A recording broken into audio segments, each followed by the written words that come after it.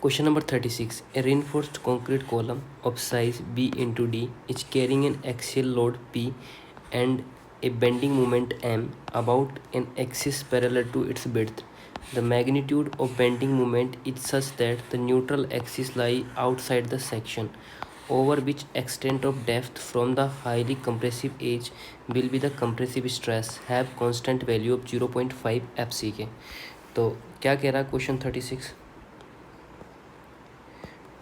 36 को समझने की कोशिश करते हैं कि इसमें कौन सा ऑप्शन है।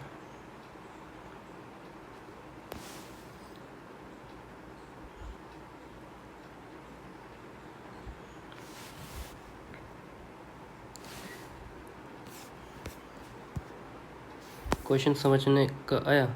Reinforcement concrete column size B into D carrying axial load P bending moment M about an axis parallel to the its width. The magnitude of bending moment is such that the neutral axis lie outside the section.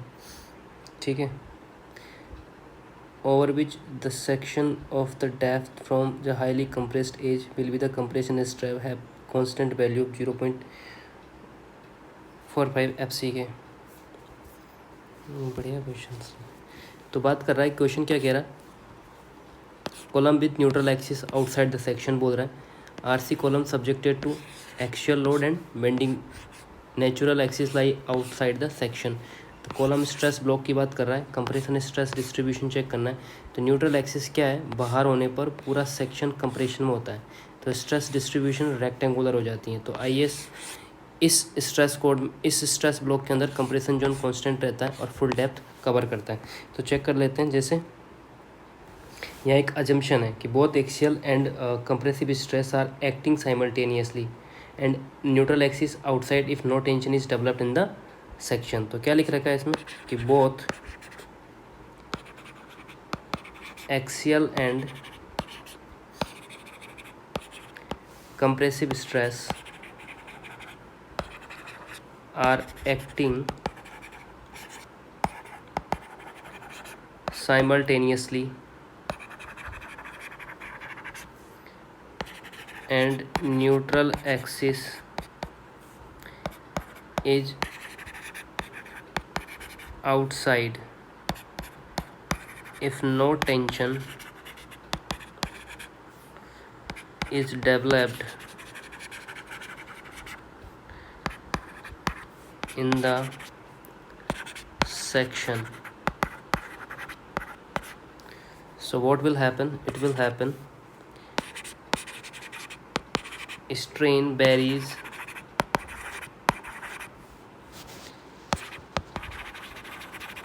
linearly and strain diagram and stress diagram rotate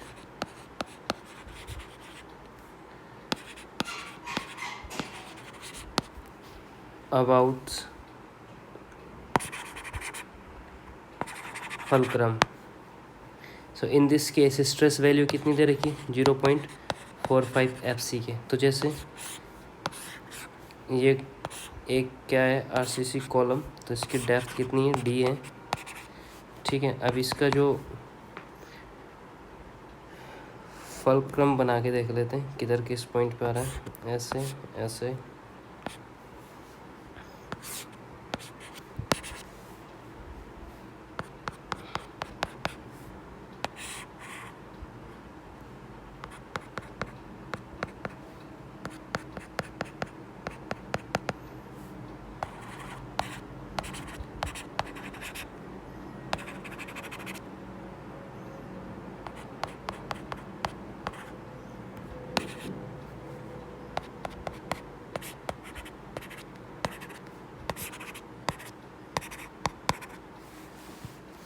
तो ये क्या है, neutral axis.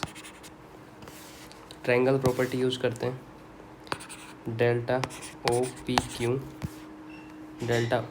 Q ये similar हो जाएगा किसके, delta O R S के. ठीक है, तो ये हो जाएगा x by 0.0015 equals to d minus X, ये d minus X divide by 0.0020। So इसको सॉल्व करते हैं तो ये हो जाएगा 4x बराबर 3d माइनस 3x। सो इधर जाएगा तो ये हो जाएगा 7x is equals to 3d, तो x बराबर हो जाएगा 3d बाई 7।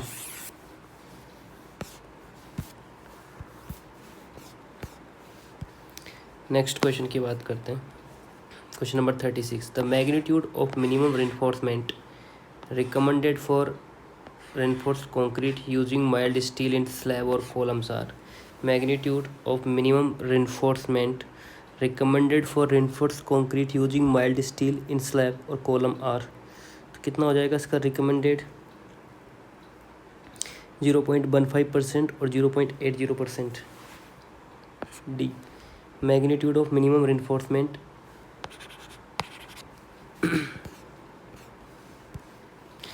नेक्स्ट बात करते हैं।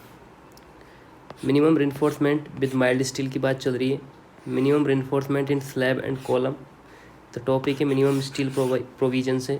इंट्यूशन चेक कर लेते हैं। कंक्रीट टेंशन रजिस्ट नहीं कर पाता है, मिनिमम स्टील क्रैक होने के लिए ये दिया जाता है। अब बात करते हैं स्लैब, जो मिनिमम रेनफोर्समेंट रिक्वायर्ड होती है 0.15% होती हैं, और कॉलम जो मिनिमम रेनफोर्समेंट रिक्वायर्ड होती है वो 0.8% होती हैं।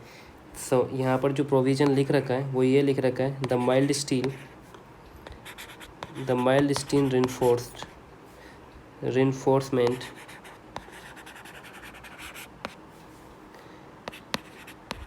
in either direction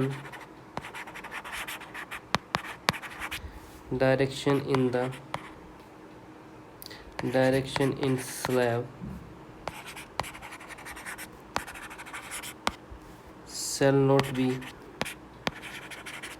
less than 0.15%।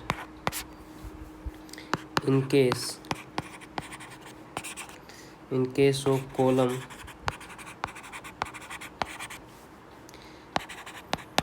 minimum reinforcement shall not be less than 0.8%।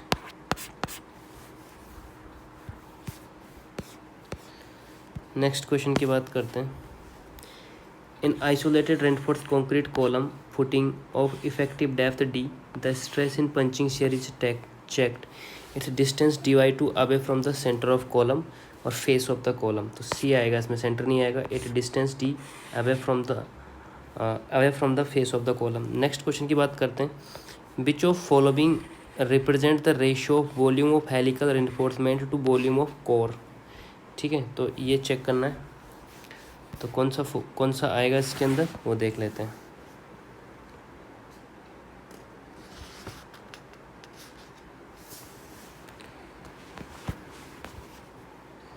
इसमें आएगा 0.30 और कुछ भी लिख रखा है। Where AG AS AC are the gross cross sectional area of the member, area of steel and core area, and FCK and FI are the characteristic strength of concrete and steel respectively. तो इसमें आएगा 0.36 AS minus AC minus 1 into FCK divide by FY। ये सही answer आएगा इसके अंदर। Check करते हैं इसके ऑर्बिट्स को। ये देखो यही है। क्वेश्चन पूछ रहा है helical reinforcement ratio in spiral column, ratio volume of helical reinforcement to the volume of concrete of core. So topic जो है वो स्पाइरल कॉलम डिज़ाइन से हेलिकल रेनफोर्समेंट रिक्वायर्ड पूछा है। स्पाइरल रेनफोर्समेंट कंक्रीट को कन्फाइन करता है, कन्फाइनमेंट से स्ट्रेंथ और ड्यूरेबिलिटी बढ़ती है। Code minimum spiral ratio define करता है।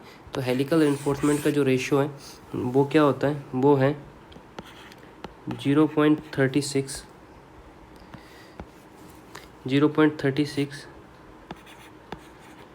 AG by AC minus 1 into FCK by FY।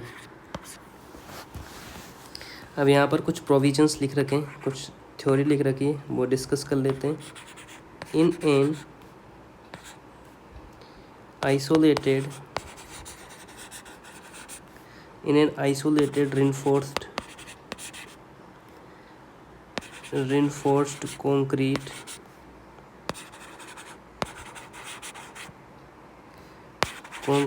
column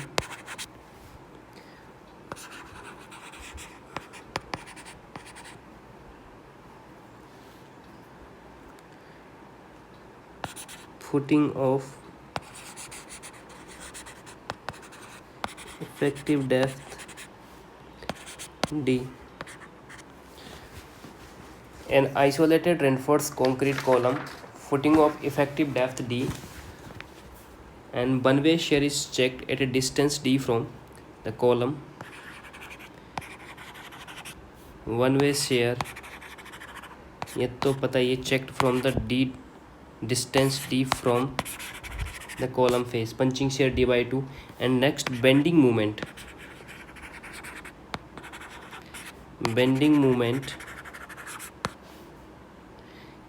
is checked at face of column.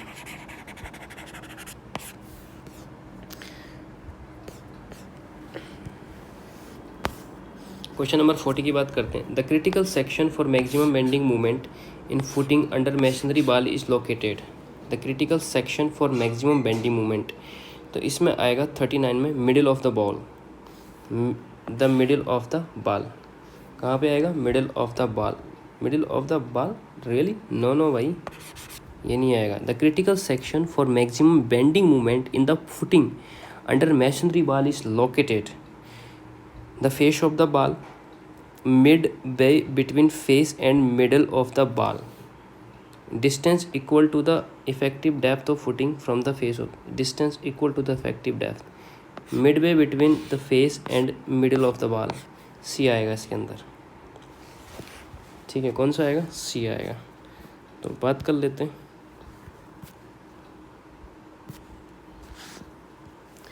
बाल फुटिंग की maximum bending movement section, critical section for maximum bending movement in footing under masonry बाल. Topic की बात करते हैं footing design के लिए. तो concept location of bending movement. बाल लोड फुटिंग पर डिस्ट्रीब्यूट होता है, मैक्सिमम बेंडिंग बाल के एज पर डेवलप होता है और सपोर्ट पॉइंट पर मूवमेंट क्रिटिकल होता है. तो IS कोड के according maximum bending movement check होता है बाल के फेस पर.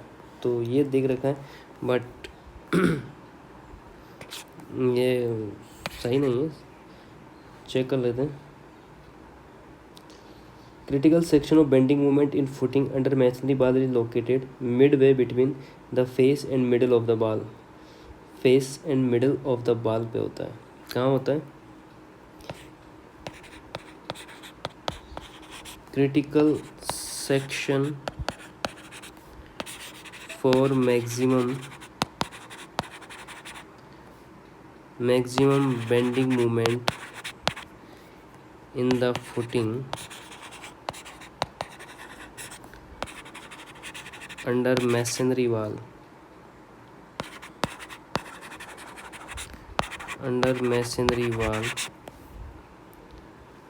is located at midway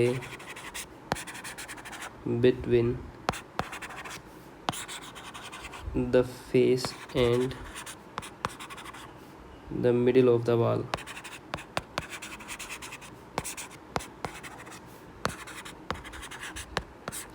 क्या लिख रखा है? Critical section for maximum bending movement in the footing under masonry wall is located at the midway between the face of the middle of the wall. Next question की बात करते हैं. Question number 41.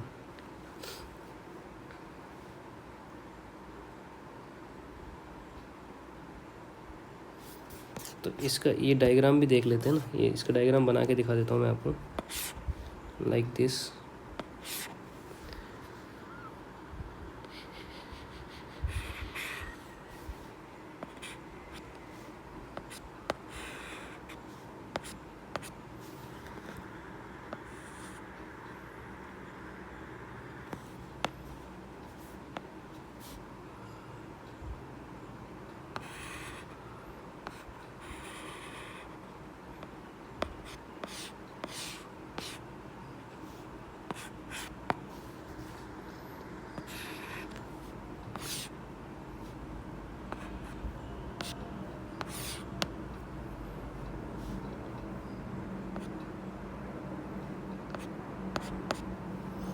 ये ball होती है ऐसे, ठीक है। ये इसके बीच में जो होता है ये W होता है, ये वॉल है, ठीक है। और ये क्या है, ये सेक्शन है, और इसके मिड में ये जो लाइन है, ठीक है, इसे बोलते हैं क्या, centre of line. This is centre of line. और ये जो है ना वो है critical section of section 4 maximum bending moment, ठीक है। नेक्स्ट क्वेश्चन पे चलते हैं। Consider the following statement, the design depth of footing for isolated column is governed by. For following statement, the design depth of footing for isolated column is governed by maximum bending moment, maximum shear force और punching shear force। तो इसमें तीनों ही सही आएंगे। जो isolated footing की depth है वो किससे, मैक्सिमम बेंडिंग मूवमेंट से, शेयर फोर्स से और पंचिंग से। तो तीनों आंसर आ जाएंगे इसके अंदर।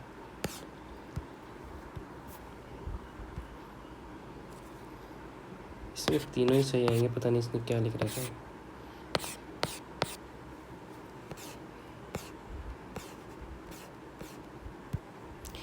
नेक्स्ट क्वेश्चन की बात करते हैं।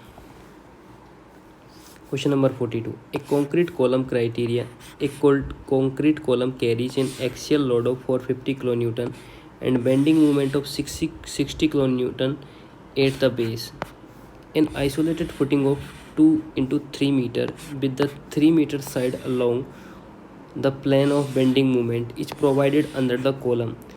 Centers of the gravity of the column and footing coincides. The net maximum and minimum pressure in kPa on the soil under footing are respectively. A concrete column carries an axial load 450 kilonewton and bending moment 60 kilonewton at its base. An isolate footing size 2 into 3 meter with the 3 meter side along the plane of bending moment provide under the column center of the gravity. The column and footing coincide. The net maximum and minimum pressure in kPa on the soil under the footing are respectively. तो क्या हो जाएगा, extreme stresses के लिए solve कर लेते हैं इसको, ठीक है। तो क्या बोल रहा है वो कि कॉलम का जो लोड है वो कितना है, 450 किलो न्यूटन, मोमेंट 60 है, फुटिंग की साइज़ कितनी है, फुटिंग की जो साइज़ है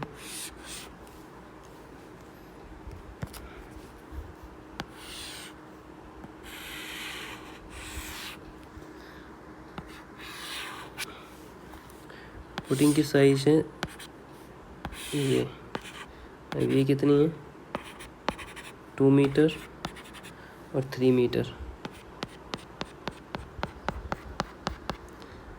ये इसका क्रॉस सेक्शन है, सेंटर जो है अलग अलग एक्सिस पे, यहाँ पे, और यहाँ एक मोमेंट लगा हुआ है, ये moment M, this is load, ठीक है।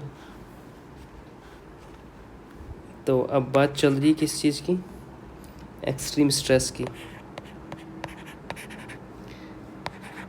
तो एक्सट्रीम स्ट्रेस कैसे निकालेंगे, एवरेज प्रेशर एडिशनल प्रेशर से, like P/A plus minus M/I, ठीक है।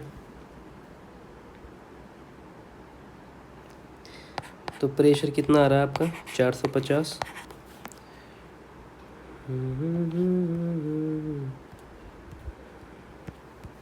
450, एरिया कितना है 3 into 2 प्लस माइनस लोड कितना है, कितना लोड आ रहा है, मोमेंट कितना आ रहा है 60 किलो न्यूटन, लोड तो आ गया ना 450, 60 मोमेंट एंड बाई निकालनी है 1.5, इसका हाफ कर देंगे